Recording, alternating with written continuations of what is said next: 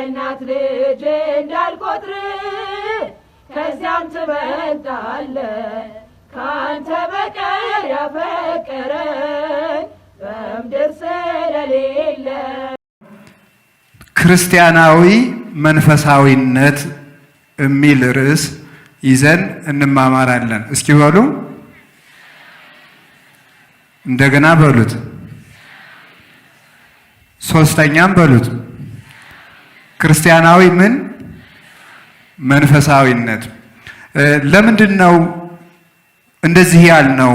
መንፈሳዊነቱን ክርስቲያናዊ የሚል የጨመርንበት ለምንድን ነው የሚል ጥያቄ ላንሳና መንፈሳዊነት በዓለም ዘንድ በዓለም ላይ እምነት በሌላቸውም ሰዎች ብዙ አይነት ምልከታ አለበት። እምነት የሌላቸው ወይም ደግሞ በዓለም ተማርን የሚሉ ሰዎች መንፈሳዊነትን በሁለት ይከፍሉታል። ሃይማኖታዊ መንፈሳዊነት ብለው ይከፍሉታል። እንዲሁ ደግሞ ዝም ብሎ መንፈሳዊነት አለ። ኢንዲቪዥዋል ነው የሚባለው በዚህኛው ቋንቋ። ግለሰባዊ የሆነ መንፈሳዊነት አለ። ሰው ሃይማኖት ኑሮት መንፈሳዊ ሊሆን ይችላል። መንፈሳዊ ለመሆን ግን ሃይማኖት የግድ አይደለም ብለው የሚያምኑ ሰዎች አሉ። ያንን ግለሰባዊ መንፈሳዊነት የሚሉትን በራሱ ደግሞ ብዙ ክፍል ይሰጡታል። ምን ይሉታል? ዕውቀታዊ መንፈሳዊነት አለ ይሉታል። ኢንተሌክቹዋል የሚሉት ማለት ነው። እንዲህ አይነት መንፈሳዊነት አለ ብለው ይናገራሉ። በእውቀት መመሰጥ ማለት ነው። ዕውቀትን ማዕከል ያደረገ መንፈሳዊነት፣ ሂዩማኒቲን ወይም ደግሞ ሰብአዊነትን መሰረት ያደረገ መንፈሳዊነት አለ። መንፈሳዊ ለመሆን ሃይማኖት የግድ ሊኖር አያስፈልግም፣ ሰው መሆን በቂ ነው የሚሉ ሰዎች ደግሞ አሉ። እንደገና ደግሞ ሚስቲካል በሆነ መንገድ ወይም ደግሞ የውስጥ መንፈሳዊነት የሚባል አለ። ማንም ሳያውቅልህ ማንም ሳትናገር ከቤት ቁጭ ብለህ መንፈሳዊ መሆን ትችላለህ የሚሉ ሰዎች ናቸው። ሌሎቹ ደግሞ መንፈሳዊነት ከሕግ ነፃ መሆንና ከመዋቅር መውጣት ነው። ከሃይማኖት መውጣት በራሱ መንፈሳዊነት ነው። ራስን መሆን ነው። ራስን ማወቅ ነው። ራስን ያወቀ ሰው መንፈሳዊ ነው። ስለዚህ አንተ ራስህ የፈለግከውን ነገር እውን ወደ ማድረግ እየሄድክ በዚያ ላይ ነፃነት ካለ አንተ መንፈሳዊ ነህ ብለው ይናገራሉ። ስለዚህ በእውቀት መንፈሳዊያን ሆን የሚሉ ሰዎች አሉ። በሰብአዊነት እኔ መንፈሳዊ ነኝ፣ ሃይማኖት ግን የለኝም አያስፈልገኝም የሚሉ ሰዎች አሉ። ብቻዬን እኔ ሳልተባበር በማህበር ሳልገባ ቤተክርስቲያን መሄድ ሳያስፈልገኝ ወይም ደግሞ ከሃይማኖት መዋቅር ሳልገባ መንፈሳዊ መሆን እችላለሁ የሚባሉ ህሊናዬ የሚያስበውን እቅድ እውን ካደረኩት በቃ እኔ መንፈሳዊ ነኝ፣ መንፈሳዊ መሆን አያስፈልገኝም፣ ሌላ መንፈሳዊ ለመሆን ሃይማኖት አያስፈልግም ይሏል። የእውቀትን የመጨረሻ ምርመራ ማወቅም ደግሞ ይሄም ደግሞ መንፈሳዊነት ነው። በእውቀት መመሰጥ፣ በውበት መመሰጥ የእነ ሶቅራጥስም ፍልስፍና የተጨመረበት ነው። ተፈጥሮን እያየ ማድነቅ እሱም ቢሆን መንፈሳዊነት ነው። በቃ ሰማዩን ምድሩን እያየ ማድነቅ። ለዚህ ሰማይ ባለቤት ይኖረው አይኖረው ለዚህ ግድ አያስፈልግህም። ዝም ብለህ መንፈሳዊ ሁን። በጎ ነገርን አድርግ። ለምን በሃይማኖት ትሰበሰባለህ? ለምን በጳጳሳት በካህናት በመነኮሳት ትመራለህ? ለምን ሕግ ይገዛሃል? መልካም ነው ብለህ ያሰብከውን ነገር ሁሉ በነፃነት ካደረግከው እሱም መንፈሳዊነት ነው ብለው ይናገራሉ። ስለዚህ ከሕግ ነፃ መሆን በራሱ መንፈሳዊነት ነው የሚሉ አሉ። ባጋንንት መንፈሳዊ የሚሆኑ ሰዎች አሉ። ቅድም መምህራችንም እንደነገሩን ማለት ነው። እንግዲህ ሰው በሁለት መንገድ ነው የሚበቃው ታውቃላችሁ አይደል? በተንኮል መብቃት ይችላል፣ በጽድቅ ደግሞ መብቃት ይችላል። ሰው በጽድቅ ሲበቃ አምላካ ለጽድቅ የሚባለው እግዚአብሔር ነው፣ የእውነት አምላኳ፣ እሱም ራሱ እውነት ነው። ስለዚህ ሰው እግዚአብሔርን መምሰል ሲጀምር የእግዚአብሔርን ግብረ ባህሪ ይዋሃድና በካህሊነቱ ካህሊ፣ በርቀቱ ስውር፣ በብርሃንነቱ ብሩህ፣ በኃያልነቱ ኃያል እየሆነ መዋኢ በሕያውነቱ አንትሙኒ ተሐዩ እስመ አነ ሕያው እኔ ሕያው ነኝና እናንተም ሕያዋን ትሆናላችሁ እንዳለ እንደ እግዚአብሔር ሕያው እየሆነ በተዘጋ ቤት ውስጥ እየገባ የተሰወረውን እያወቀ ከተፈጥሮ ሕግና ማንነት ውጭ በሆነ መንገድ ነፋሳትን በነፋሳት እየተጫነ እየበረረ ከዚህ ሲያልፍ ደግሞ ከነፋሳት ከውሃ በባህር ላይ ከመራመድም ወጥቶ በእደ እግዚአብሔር መመራት ደረጃ ላይ ሲደርስ ከተፈጥሮ ጫና መውጣት እና ከሕግ ውጭ መሆን ሕግ ለጠማማ ስለተሰራ ሕግን ሰርቶ ለጨረሳት ቅዱስ ሕግ ማዕቀፍ አይሆንበትም። በዚህ ደረጃ የደረሰ ሰው አምላኩን መስሎ ምንም የሚሳነው ነገር የሌለ ይሆናል ማለት ነው። እግዚአብሔር የሚሳነው እንደሌለ በእግዚአብሔር አምኖ ለእግዚአብሔር ሲገዛ የኖረ ሰው ወደ አምሳለ እግዚአብሔርነት ሲያድግ ይሄ ሰው እግዚአብሔርን ስለሚመስል ከምንም ነገር ነፃ ነው። እንዲያውም አባ መቃርስ አንድ ቀን ወደ ውስጠኛው የበረሃ ክፍል ግባ የሚል ሕሊና መጣበት። እንግዲህ እግዚአብሔር ሰዎችን ከሚመራበት መንገድ አንዱ ተመርሆ ልቡናዊ ነው። ልብን ማዕከል አድርጎ ይመራል። እግዚአብሔር እየተገዛ ያለን ልብ ማለት ነው። መልካም ነገርን ማድረግ ያቆመ ልቡና ግን ያሰበው ሁሉ የእግዚአብሔር ነው አይባልም። ኢትመጣው አላራዊት ለነፍስ እንተ ትገኒ ለከ ቅዱስ ዳዊት ለአንተ የምትገዛውን ሰውነት ለአራዊት ለአጋንንት ለአሕዛብ በቁሙ የምእመን ነፍስ ሲሆን ደግሞ ለአጋንንት አሳልፈህ አትስጣት ስላለ የምትገዛ ነፍስ እግዚአብሔር የሚመራት በልብ ነው። እና ቅዱስ መቃርስ ወደ ውስጠኛው በረሃ ግባ የሚል ሕሊና ሲመጣበት ወደ በረሃው ሲገባ ሁለት ባይታውያን ከውሃው ውስጥ ከጊንጡ ከእባቡ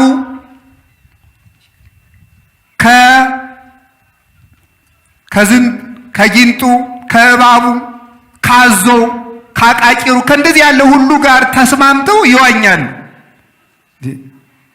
እናንተ ምንድናችሁ? ፈራ። አይዞህ አትፍራ፣ እኛም እንዳንተ ሰው ነን አሉት። ለመሆኑ ፀሐይ እንደ ድሮዋ ትወጣለች አሉት። ነፋሳት ይነፍሳሉ፣ ብርሃናት እንደ ድሮ እየተመላለሱ ነው አሉት። በዚህ ዓለም እየኖሩ ነው። እናንተ ምንድናችሁ አላቸው። እኛማ የእግዚአብሔርን ቸርነት ጥግ አድርገን የምንኖር ነው። አይበርዳችሁም? አይበርደንም። ልብሳችን እግዚአብሔር ነው፣ ሙቀታችን እግዚአብሔር ነው፣ ኑሯችን እግዚአብሔር ነው አሉት። እኔ እንድድን ምን ላድርግ ቢላቸው ከሆነልህ ከዚህ ባህር ግባና አንደኛ ለኃጢአትህ አልቅስ አሉት። ኧረ እኔ አይሆንልኝም አላቸው። ቅዱስ መቃርስ በቅቶ ለንጻሬ መላእክት ከደረሰ በኋላ ነው እንግዲያሳ ካልሆነልማ ከባት ገብተህ አልቅስ። አዚያ አባ መቃርስ ለልጆቹ መጥቶ ምን አላቸው? አንሰ እስከ ይእዜ ኢኮንኩ መነኮሰ አላ ሪክዎሙ ለመነኮሳት። እኔ እስከ ዛሬ ድረስ መነኩሴ አይቼ መጥቻለሁ እንጂ መነኩሴ አይደለሁም ብሎ መለሰላቸው። እነዚያ ከተፈጥሮ ውጪ ሆነው ነው። አንድ ባይታዊ ወደ ምዕራብ ዙሮ ሲሰግድ አንዱ ሰው መጣና ኧረ እባክህ ወደ ምዕራብ ዙራ አትስገድ፣ ወደ ምስራቅ ዙራችሁ ጸልዩ ይላል መጽሐፍ አለው። ወንድሜ እኔ ያንተን ፀሐይ አላውቅልህም አለ። ያንተን ፀሐይ አላውቅልህም፣ የእኔ ፀሐይ አይወጣም አይገባም አለው። ያ ፀሐይ ማን ነው? ክርስቶስ ነው። ሲበቁ ቅዱሳን ከተፈጥሮ ውጪ ይሆናሉ። ልክ ሰው በቅድስና ሲበቃ እግዚአብሔርን እንደሚመስለው ሰው በተንኮል ሲበቃ ጋኔን ይመስላል ማለት ነው። እንደ አጋንንት ዋሾ። እንዲያውም ምን ይላል መሰላችሁ? እመቤታችን በቤተ መቅደስ ሳለች አይሁድ ተሰብስበው እንዲህ ያለች ጠላት ተነስታበናለች አጥፋልን ቢሉት አጠፋሏቸዋለሁ ዛሬ አለ። ሄዶ ጨብ ቢያደርግ 300 አጋንንት መጡለት።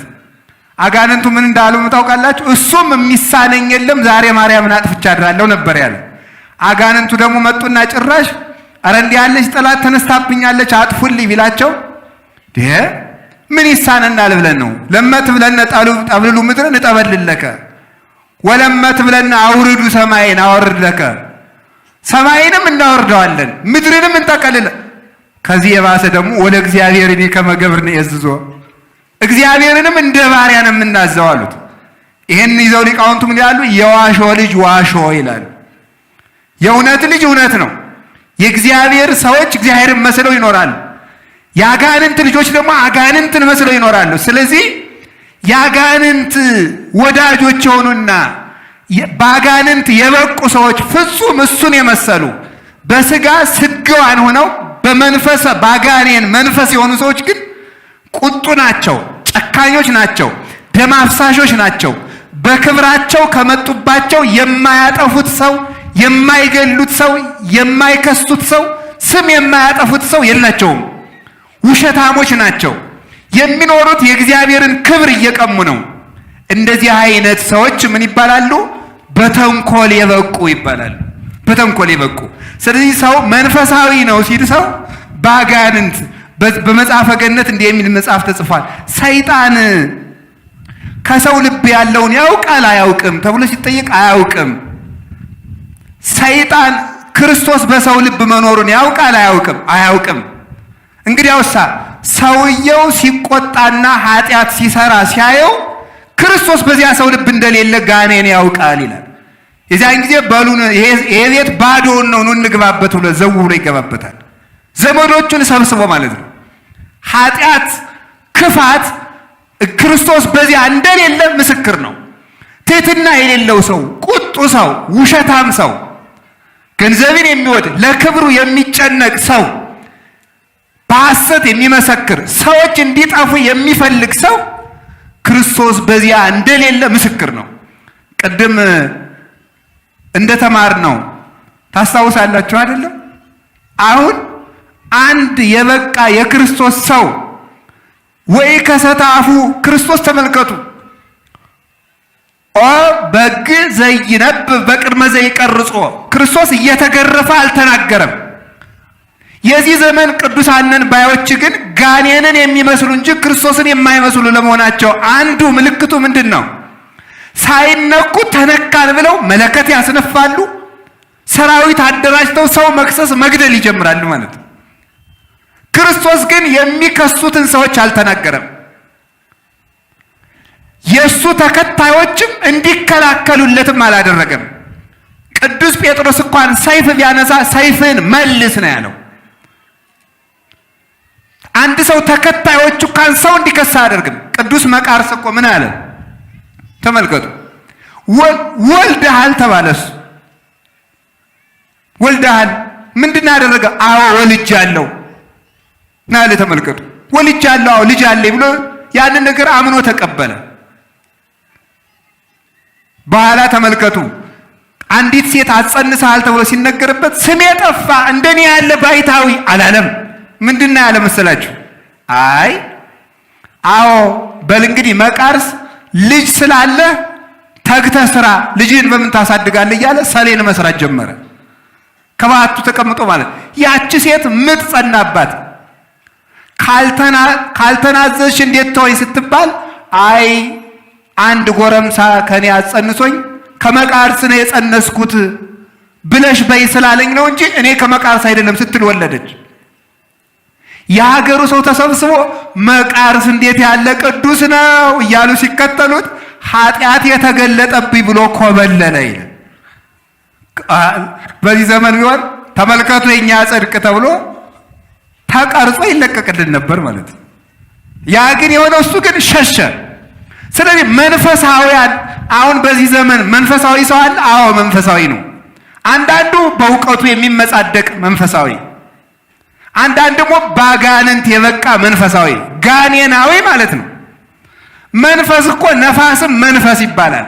እስመ መንፈስ ሀበ ፈቀደ ይነፍህ ወቃሎ ተሰምዕ ወባይቱ ይተአምር ሀበይ። ተመልከቱ ይመጽእ ሀበይ ይሐውር። መንፈስን ነፋስን መንፈስ ይለዋል ግዙ።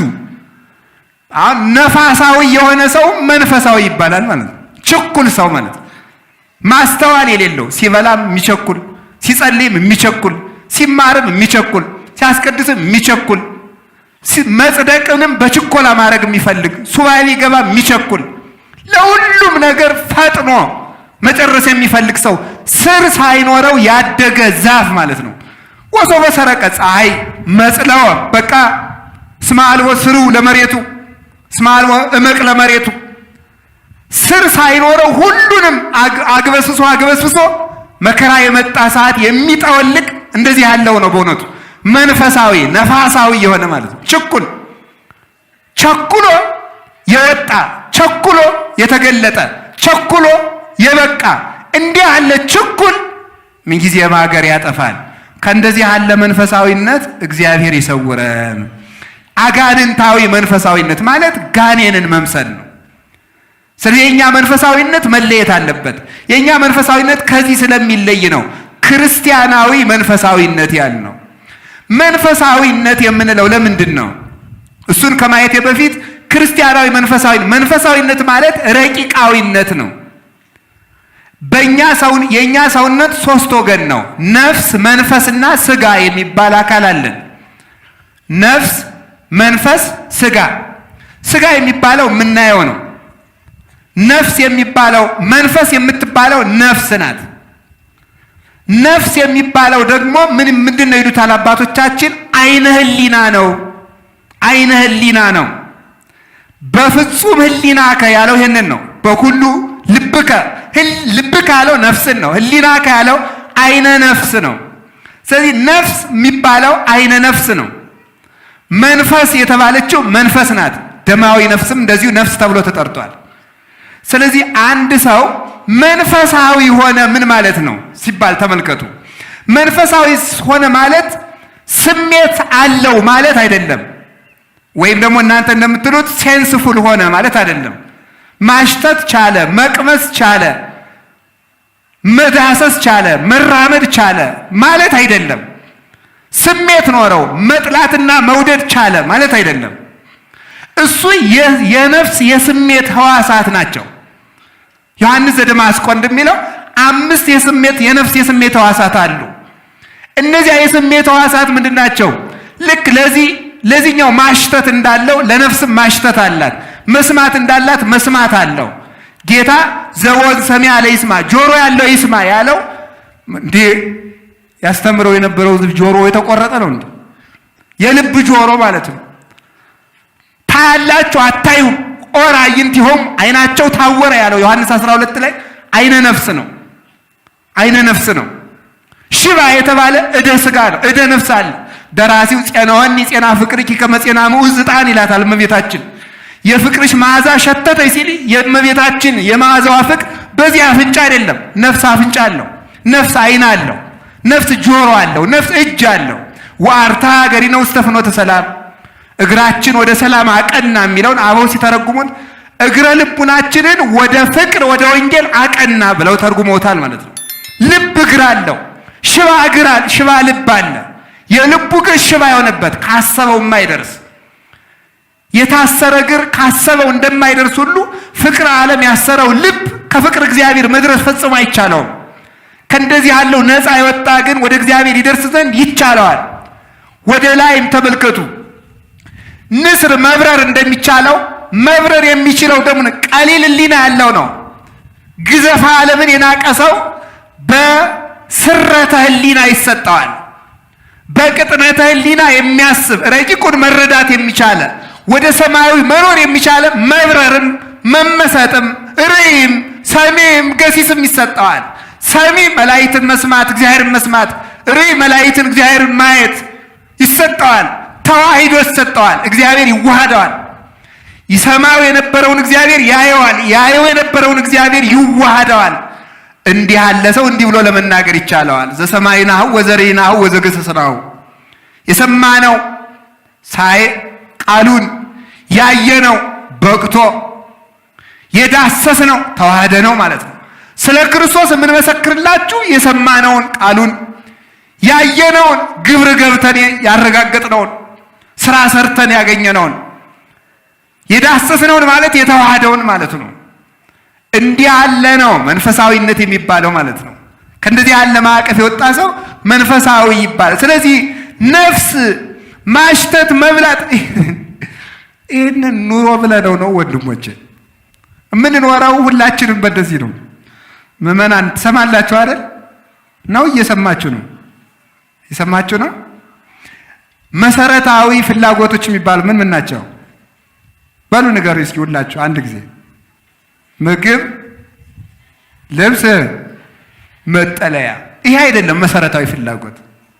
መንፈሳዊ አይደለንም የምለው ለዚህ ነው። ይሄ እናንተም እንደምትሉት ፊዚዮሎጂካል ኒድስ ይባላሉ።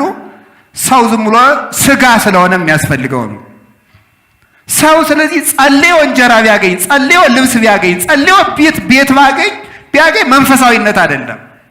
መንፈሳዊነት የሚባለው ቅድም ካልኳችሁ ፊዚዮሎጂካል ከሚባለው ለአውሬ ለጅብ ከሚያስፈልገው በላይ፣ ለአሳማ ከሚያስፈልገው በላይ፣ ለአንበሳ ከሚያስፈልገው በላይ ኢነር ማን ለሚባለው ለውስጠኛው ህሊና የሚያስፈልገው ነው። ያን ያስረገጠ ሰው መንፈሳዊ ይባላል። መንፈሳዊ ማለት ስለዚህ ምን ማለት ነው? ነፍሳዊ ሰው ማለት ነው። ነፍሳዊ ሰው ለነፍስ ያስብላታለሁና ልቤን አዳምጣለሁ ያለ ሰው ሁሉ ደግሞ መንፈሳዊ አይባልም። ነፍሱ ደግሞ በመንፈሳዊ አካል የምትመራ ስትሆን ነው። ያ መንፈሳዊ አካል ማን ነው? እግዚአብሔር ነው። ስጋው በስጋ እንደሚመራ መንፈሱ በመንፈስ ይመራል። ስጋው በዚህ በስጋ አቅጣጫ ይሄዳል፣ በስጋ ጥላ ያርፋል፣ በስጋ ቤት ይተኛል፣ የስጋ ውሃ ይጠጣ፣ የስጋ እንጀራ ይበላል።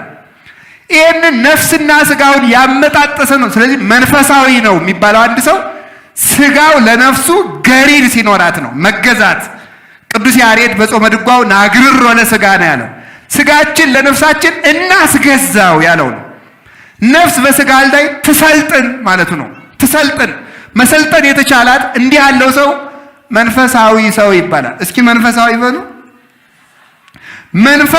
መንፈሳዊ ማለት ስጋውን ለህሊናው፣ ህሊናውን ለነፍሱ፣ ነፍሱን መንፈስ ለሆነው ለእግዚአብሔር ያስገዛ ሰው መንፈሳዊ ይባላል። እስመ እግዚአብሔር መንፈስ ውእቱ፣ እግዚአብሔር መንፈስ ነውና ስጋውን ለህሊናው፣ ህሊናውን ለነፍሱ፣ ነፍሱን ለስጋው። ስጋችን ለህሊናችን እንዳይገዛ ህሊናችን እውቀት የለውም። ህሊናችን የሚያበሩ ነገሮች አሉ። ስለሚዘገይ እንግዲህ ሌላ ጊዜ እንማማረዋለን። ልተው እዚህ ላይ ህሊናን የሚያበራ ነገር አለ። ህሊናችን እውቀት የለውም። እውቀት ስለሌለን ሁለት ሰዎች ይበጠብጡናል። በዚህ ዘመን እኔ ሁለት አይነት ንግግር የሚናገሩ ሰዎች ይገንቁኛል። ጥናቶች እንዳረጋግጡት የሚሉ ሰዎችና ሊቃውንተ ቤተክርስቲያን እንዳሉት የሚሉ ሰዎች ማለት ነው። ጥናቶች እንዳረጋገጡት ብሎ ያወራል። ማን ያጠናው ብሎ የሚጠይቅ ስለሌለ ደፍቶብን ይሄዳል። ሊቃውንተ ቤተክርስቲያን እንዳሉት ይላል። እነማን ሊቃውንተ ቤተክርስቲያን እንዳሉት የሚለው አይገለጥም በእውነቱ ማለት ነው።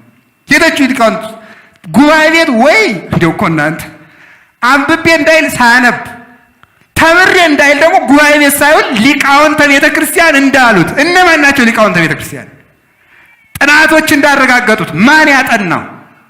እንዳጠኑት እንኳን ሳናውቅ እንዳረጋገጡት ተብለን መመሪያ ይወርድልናል ማለት ነው።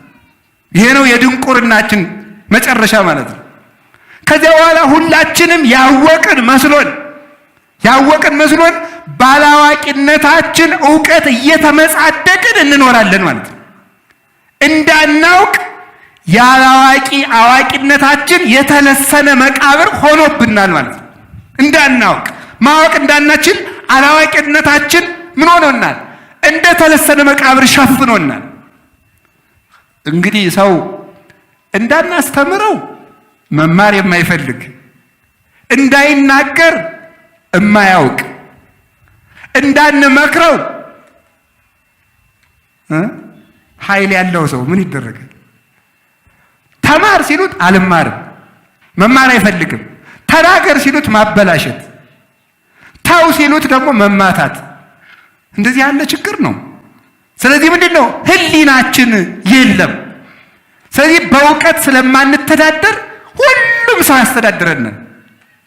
አሁን እኔ ይገርመኛል። ሰው ምን ይላል መስላችሁ? የየራሱ ዓለም ልትጠፋ ስትል ሰው ሁሉ የየራሱን መምህር ነው የሚያበጀው። የየራሱን መምህር ማበጀት ይጀምራል። እኔ ይቅርታ አድርጉልኝ መምህር ገሌ ደስ ይሉኛል ይላል። እኔ ደግሞ ይቅርታ አድርጉልኝ መምህር ገሌ ነው የምወድ ማለት ይጀምራል። ማለት መንፈሳዊ ዘመነ መሳፍንት ጀምረናል ማለት ነው። ቤተ ክርስቲያንን ዘመነ መሳፍንት አድርገን አሁን እኮ አዛዥ ያልሆነ ማን ነው? ባይታዊ የራሱን ይነዳል። መነኩሴው ደግሞ በራሱ የራሱን ቡድን አቋቁሞ ደግሞ ይነዳል። ፖለቲከኛው ደግሞ በዚያ ይነዳል። ደግሞ አንዱ ዲያቆን ደግሞ ብድቅ ብሎ ደግሞ ይነዳል። የማይነዳን ማን ነው? ለምን ሲባል አይምሮ የለንም፣ ዕውቀት የለንም፣ ትምህርት አንወድም። ታምር እንጂ ትምህርት አንፈልግም። ትምህርት የማይፈልግ ሰው ደግሞ ትምህርት ካልፈልገ መጥፋቱ አይቀርም። ክርስቶስ ድነትን የጀመራት በትምህርት ነው። በትምህርት ጀመረ። ትምህርትን ለሐዋርያት ሰጥቶ ሄደ። በዚያ ትምህርት ዓለም ዳነ። ስለዚህ ሥጋ ለእውቀት ይተዳደር። ዕውቀትን ደግሞ ምን መሆን አለበት? ነፍስ ትምራው። ነፍስን ማን ይምራት? እግዚአብሔር። ዕውቀት ብቻ ደግሞ ሕሊናን ከመራው ደግሞ መንፈሳዊነት ከሌለው መጥፋት ይመጣል። ነፍስ ደግሞ ዕውቀትን ያስተዳድረው። ነፍስን ማን ያስተዳድራት? እግዚአብሔር። ያ ከእግዚአብሔር ጋር ያለን መስመር መንፈሳዊነት ይባላል። እስኪ መንፈሳዊነት በሉ። ከማን ጋር ያለን መስመር ነው? ከእግዚአብሔር ጋር ያለን መስመር ማለት ነው። አሁን ያ ነው የተቋረጠ። እኔ እውነቴን ልንገራችሁ፣ አሁን እየሆን ላለው ነገር ሁሉ አንዱ መነሻው የመንፈሳዊነት ችግር ነው። ከእግዚአብሔር ጋር ህብረት አቋርጠናል ነው እያልኩ ያለሁት። ከእግዚአብሔር ጋር ከምኑ ጋር? ከተፈጠርንበት ዓላማ ጋር፣ ከእግዚአብሔር ከፈቃዱ፣ ከእግዚአብሔር ቤተ ክርስቲያን፣ ከእግዚአብሔር ክህነት፣ ከእግዚአብሔር ቁርባን፣ ከእግዚአብሔር ትምህርት፣ ከእግዚአብሔር ሕግ፣ ከእግዚአብሔር ስርዓት፣ ከእግዚአብሔር ቦታ። እንዲያውም ምን ይላሉ? አንድ ሐሳብ ልንገራችሁ። ቅዱሳን ሐዋርያት እንዲህ ብለዋል። ሐዋርያት እንዲህ ብለዋል ከምል ሌላ ሴቱ ያኑት ያለችው 12 ዓመት ደም ይፈሳት የነበረች ሴት ምንድን ነው ያለች? እምከመ ገሰስኩ ጽንፈ ልብሱ አህዩ፣ ጨርቁን ከዳሰስኩ እድናለሁ ብላለች።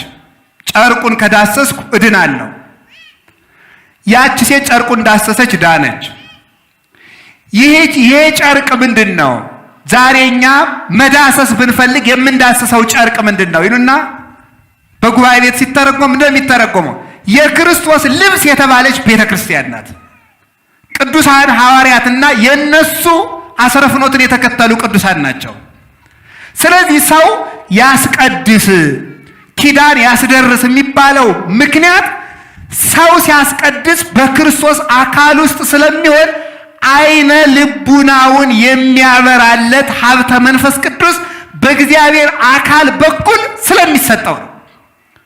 12 ዓመት ደም ይፈሳት የነበረችው ሰው ደዌዋን የሚያስወግድላት ጸጋ ከክርስቶስ ልብስ እንደወጣ እስመ ኃይል ወፃ እምኔ እንዳለ የእኛን ደዌ የኃጢአታችን ውሂዝ የሚያደርቅ ደዌ ነፍሳችንን የሚያጠፋው ሀብተ መንፈስ ቅዱስ በክርስቶስ አካል በቤተ ክርስቲያን በኩል ይሰጠናል። ያ የሚሆነው ምንድን ነው? ስናስቀድስ፣ ከቤተ ክርስቲያን ህብረት ሳንወጣ ስንቀር ነው። የዚያ ጊዜ በክርስቶስ ጸጋ በኩል ከአካል በቤተ ክርስቲያን ሀብተ መንፈስ ቅዱስ ሲሰጠን አይነ ህሊና መብራት ይጀምራል። አይነ ህሊና ሲበራ ደግሞ ሰው ክፉና ደጉን መለየት ይጀምራል። ክፉና ደግን መለየት ከጀመረ ደግሞ ማንም የማያጠፋው መሆን ይጀምራል። ስለዚህ ተመልከቱ፣ ለዚህ ነው ወአብርህ አዕይንተ አልባቢነ። ተመልከቱ፣ የልቡናችንን አይን አብራልን ብለን የምንጠይቀው ለዚህ ነው። የልቡን አይን የሚበራው በምንድን ነው?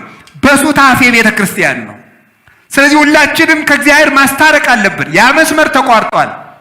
አንዱ መስመር ጸሎት ነው፣ እሱም ተቋርጧል። የሚጸልይ ሰው የለም። ዳዊት ውዳሴ ማርያም ማንም ክርስቲያን ሳይጸልይ እንዳይውል ስርዓት ተሰርቷል። አንጸልይም። መስመሩ ተቋረጠ። ስለዚህ መንፈሳውያን አይደለንም። በስጋ ስለምንም እግዚአብሔር የኖህ ሰዎች ዘመን ሰዎች ምንድን ያላቸው? እስመ ስጋ እሙንቱ እስመ ዘስጋ እሙንቱ፣ እነዚህን ሰዎች አጠፋቸዋለሁ። ለምን? ስጋ ብቻ ናቸውና። መንፈሳውያን አይደለም። ስጋቸው ጨልጦ ገርኝቶ ወስዷቸዋል። ለፈቃደ ነፍስ መኖር አቁመዋል ነው ያለው። አንዱ ከእግዚአብሔር ጋር የሚያገናኘን መስመር ጸሎት ነው። አንዲቱ ከእግዚአብሔር ጋር የምታገናኘን መስመር ቤተ ክርስቲያን ናት። አንዱ ከእግዚአብሔር ጋር የሚያገናኘን መስመር ንጽህና ነው። እስመ በአንጽሖ መንፈስ ርኅወ ነቢያት ለእግዚአብሔር ወተናገር ወተናጸሩ ገጽ በገጽ፣ ልብን ንጹህ በማድረግ ነቢያት እግዚአብሔርን አይተውታል ተብሎ ተጽፏል። እሱም ደግሞ እንዲህ እንዳለ ብፁዓን ንጹሐነ ልብ እስመ እሙንቱ ይሬእይዎ ለእግዚአብሔር፣ ልቡናቸውን ንጹህ ያደረጉ ሰዎች እነሱ እግዚአብሔርን ያዩታል። አረጋዊ መንፈሳዊ ደግሞ ዘሰማይ ወምድር ዘእያገምሮ ልብሰ ዘዕቁብ ተመልከቱ በንጽ ይከውን ማኅደሮ ለእግዚአብሔር። ሰማይና ምድር የማይወስኑትን እግዚአብሔር በንጽህና የተጠበቀ ልብ ግን ማደሪያ ይሆነዋል ይላል።